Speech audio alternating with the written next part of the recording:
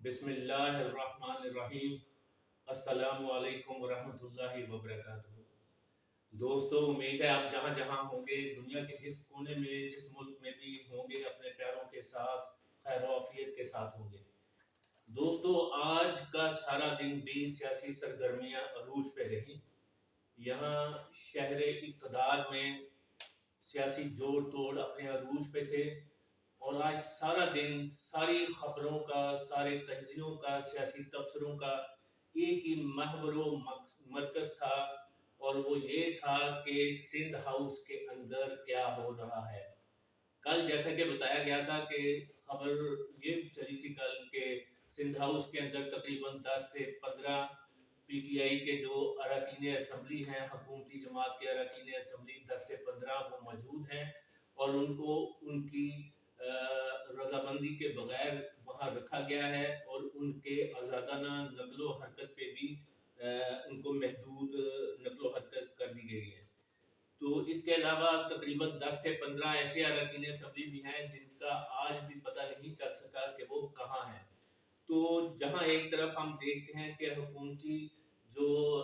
وزراء ہیں، حکومتی اراکین پارلیمنٹ ہیں، پی ٹی آئی کے جتنے مرکزی رہنما ہیں، وہ ایک طرف تو اپنے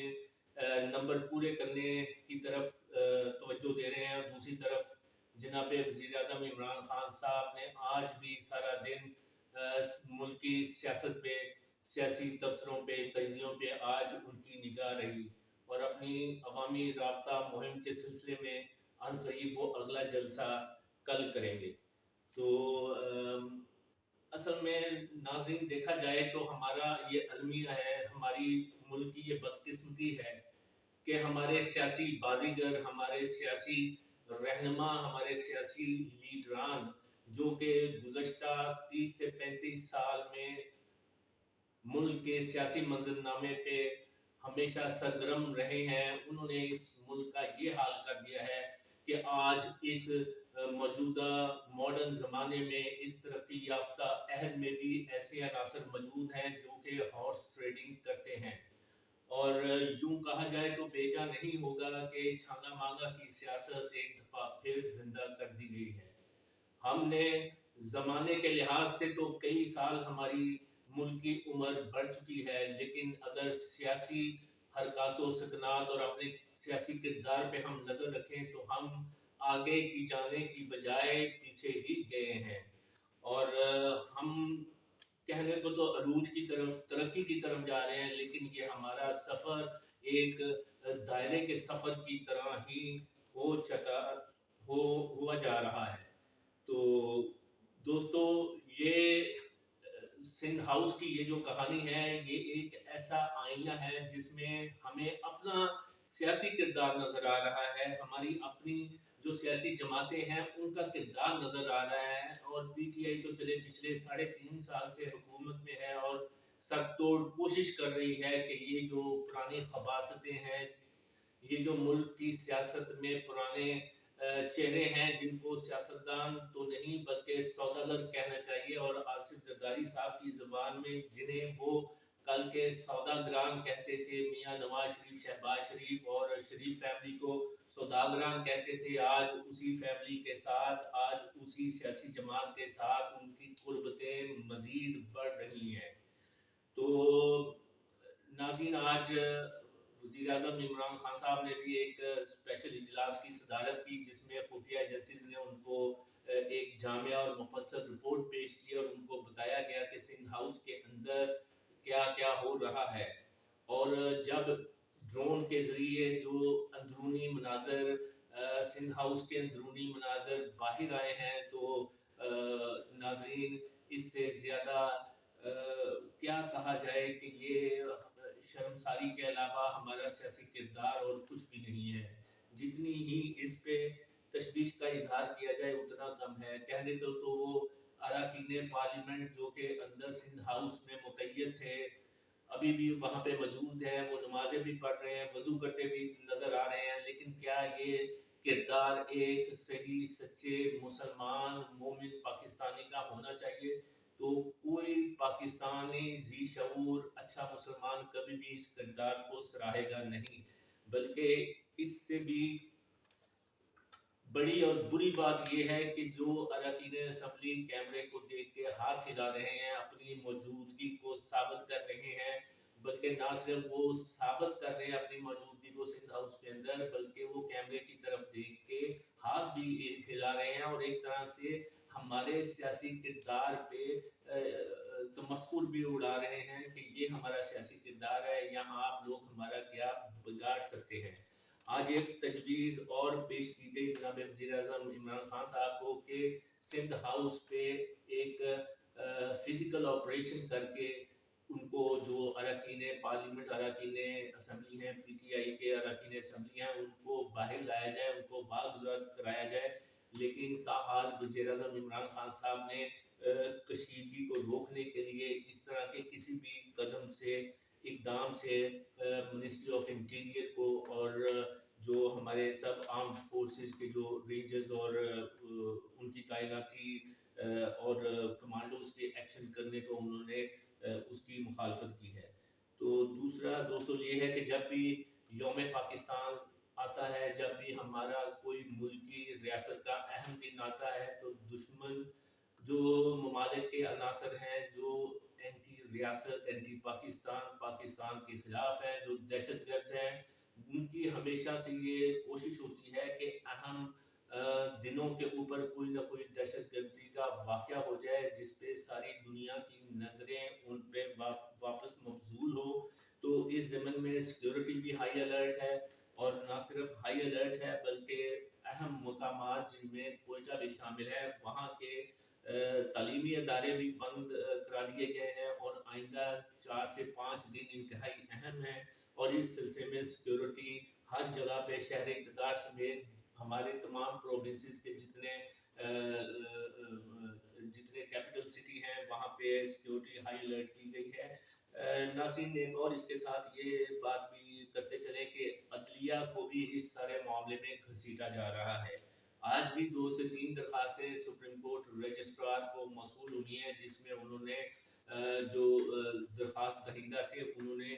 موجودہ سیاسی جو کشمکش اور چپکلش ایک جاری ہے، ایک سٹیل میٹ کسی جو کیفیت جاری ہے، اس کے متعلق کورٹس کو اپنا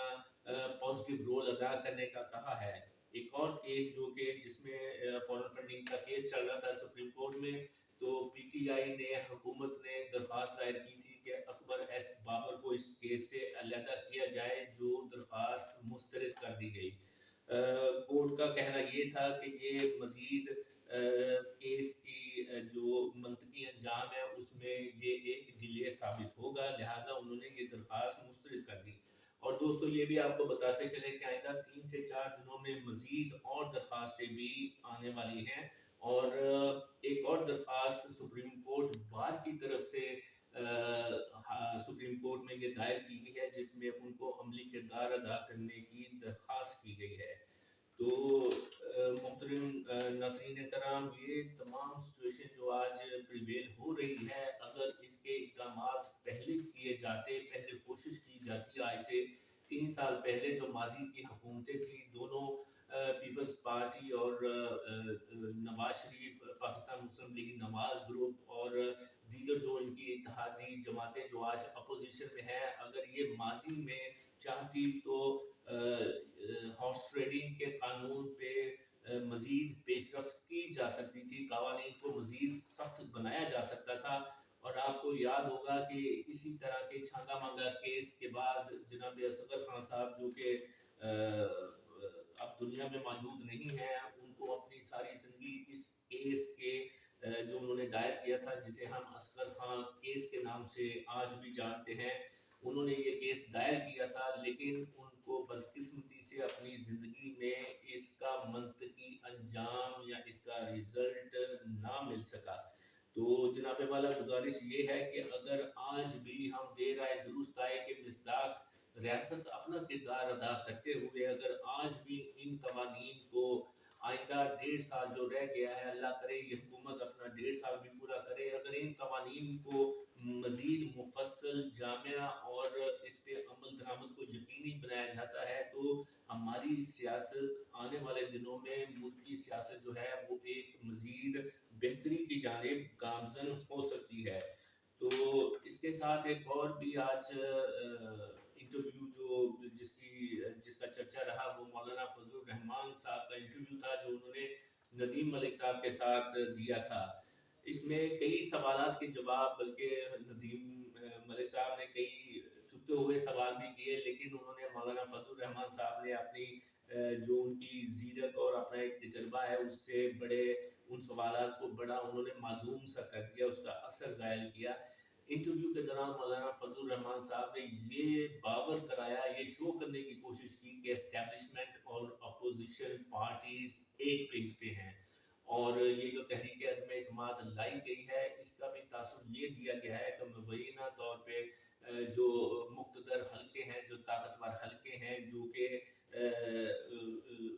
ریاست کے مرکزی ادارے اور پلیئرز ہیں، سٹیک ہولڈرز ہیں، وہ آج اپوزیشن کے ساتھ مین پیج پہ ہیں۔ یہ مولانا فضل الرحمان صاحب نے اس انٹرویو کے دوران یہ تاثر دینے کی کوشش کی، اور اس کے کچھ ہی دیر کے بعد آئی ایس پی آر نے ایک ہمارے دوست ہیں ارشد شریف صاحب، ان کے پروگرام میں ان کو کچھ سوالات کے جواب جو ہیں وہ سینڈ کیے انہوں نے، اور ان سوالات میں انہوں نے یہ بھی بتایا کہ یہ جو جس میٹنگ کا حوالہ دے رہے ہیں مولانا فضل الرحمان صاحب کہ ان کی اور چیف کی میٹنگ جو ہوئی تھی یا جو بات چیت ہوئی تھی، یہ بات تقریباً 1.5 سے 2 سال پرانی ہے۔ اس وقت معیشت کا وہ جو ایک گراف تھا وہ تھوڑا سا سٹیٹک تھا، مزید جو اس میں بہتری نظر نہیں آ رہی تھی، تھوڑا سا جمود کا احساس تھا۔ تو اس ایک پرٹیکولر تناظر میں، مخصوص تناظر میں یہ کیجول سی بات ہوئی تھی جو کہ مولانا فضل الرحمان صاحب کے ساتھ چیف کی ہوئی تھی، لیکن اس وقت کی بات کو آج 1.5 سے 2 سال کے بعد مولانا فضل الرحمان صاحب کے بات کرنے کا مقصد یہ ہے کہ کسی طرح سب کو یہ پیغام دیا جائے اور یہ پروپیگنڈا اور فیک نیوز پھیلائی جائے کہ آج ریاستی ادارے، مقتدر حلقے، طاقتور حلقے جو ملک کے سٹیک ہولڈرز ہیں وہ آج اپوزیشن کی پارٹیز کے ساتھ سیم پیج میں ہیں۔ ایک اور انٹرویو چلا جو کہ راجہ ریاض صاحب کا انٹرویو تھا، جس میں انہوں نے کہا کہ ہم اپوزیشن کی تحریک عدم اعتماد میں جناب وزیر اعظم عمران خان صاحب کے خلاف ووٹ استعمال کریں گے، جس پہ جب ان سے سوال کیا گیا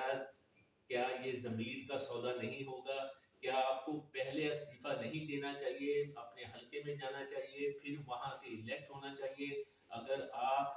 آپ کے تحفظات ہیں موجودہ حکومت کے ساتھ تو آپ کو تو چاہیے کہ پہلے اپنی نشست سے مستعفی ہوں، پھر اپنے حلقے میں جائیں، دوبارہ الیکشن جیتیں، پھر اسمبلی میں آئیں، پھر حکومت کے آپ خلاف ووٹ دے سکتے ہیں، جس پہ راجہ ریاض صاحب نے ایک بہت ہی مطلب مزاحیہ سی بات اس طرح کہہ کہ انہوں نے اس بات کا کوشچن کا اثر ظاہر کیا کہ ہم پہلے عمران خان صاحب کے خلاف تحریک عدم اعتماد میں ووٹ دیں گے، پھر اس کے بعد استعفیٰ دینے کا سوچیں گے۔ تو ناظرین یہ تھی آج تک کی کچھ خاص خبریں جو کہ تجزیے کے ساتھ ہم نے سوچا کہ آپ کو یہ پیش کریں، اور کچھ جو ملکی حالات ہیں ان کے اوپر جب ہم نظر ڈالیں تو ہمیں خود بھی یہ احساس ہونا چاہیے کہ آج ہم کس نہج پہ پہنچ چکے ہیں۔ دوستو، مجھ سمیت ہزاروں ایسے تارکین وطن تھے جو کہ بیرون ملک مقیم تھے، جو بڑی کامیابی کے ساتھ اپنا گزر بسر کر رہے تھے، اپنا کیریئر پرسو کر رہے تھے، اللہ کی دی ہوئی ہر نعمت سے لطف اندوز ہو رہے تھے، اپنی فیملی کے ساتھ خوش و خرم رہ رہے تھے، لیکن مجھ سمیت کتنے پاکستانی ہیں جنہوں نے جناب وزیر اعظم عمران خان صاحب کے حکومت سنبھالنے کے بعد پاکستان میں واپس آ کے ملکی ترقی میں اپنا حصہ، اپنا کردار ادا کرنے کا سوچا اور فیصلہ کیا، اور سب کچھ چھوڑ چھاڑ کے واپس اپنے ملک میں آئے، اپنے وطن عزیز میں آئے تاکہ یہاں رہیں، اور یہاں عمران خان صاحب کی آواز پہ لبیک کہتے ہوئے اپنے معاشرے، اپنے سماج، اپنے وطن، اپنے دیش، اپنے ملک کے لیے کچھ کر سکیں، اپنی عوام کو کچھ دے سکیں۔ جو برین ڈرین جو یہاں سے باہر باہر بیرون ملک گیا، کاش وہ واپس پاکستان میں آ سکے، لیکن دوستو جب یہ سچویشن، یہ ملکی حالات، یہ سیاسی کردار ہم دیکھتے ہیں تو دل خون کے آنسو ہوتا ہے، اور اللہ تعالیٰ سے آپ بھی دعا کریں، ہم بھی دعا کرتے ہیں کہ کاش اللہ تعالیٰ ہمارے ضمیروں کو زندہ کرے، ہمارے جو سیاسی لیڈر ہیں، سیاسی رہنما ہیں، جو ملک کی باغ دوڑ سنبھالنا چاہتے ہیں، جو سنبھال رہے ہیں، اللہ ان کو صحیح دانش و حکمت عطا کرے تاکہ وہ ملک کے سلامتی کے فیصلے بڑی خودداری کے ساتھ ملک کی وفادار رہتے ہوئے وہ فیصلے سر انجام دیں، جو فیصلے پاکستان کے مفادات کے ضامن ہوں، جو پاکستان کی مفادات کی حفاظت کر سکیں۔ تو اللہ سے ایک دفعہ پھر دعا ہے کہ اللہ ہمیں، ہمارے دیش، ہمارے وطن عزیز اسلامی جمہوریہ پاکستان، ہماری سونی دھرتی کو اللہ رب العزت اس طرح قائم دائم رکھے، اس کے دشمنوں کو نیست و نابود کرے، اور آنے والے دنوں میں ہمیں مزید اپنا قومی کردار درست کرنے کی، بہتر کرنے کی توفیق عطا فرمائے۔ اللہ آپ کا بھی حامی و ناصر ہو، جہاں جہاں آپ ہیں اپنے پیاروں کے ساتھ، اللہ پاک آپ کو خوش رکھے۔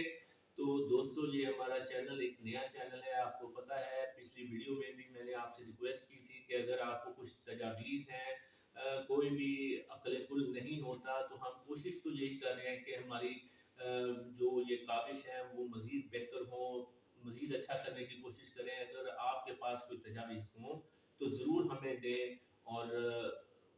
سبسکرائب کیجئے، لائک، کمنٹ اور شیئر کیجئے، اور دوستوں کو آگاہ کیجئے، اور ہمارے ساتھ اس پروگرام میں ہمیشہ جڑے رہیے اور دعاؤں میں شامل رہیے۔ پاکستان زندہ باد، پاکستان آرمی پائندہ باد۔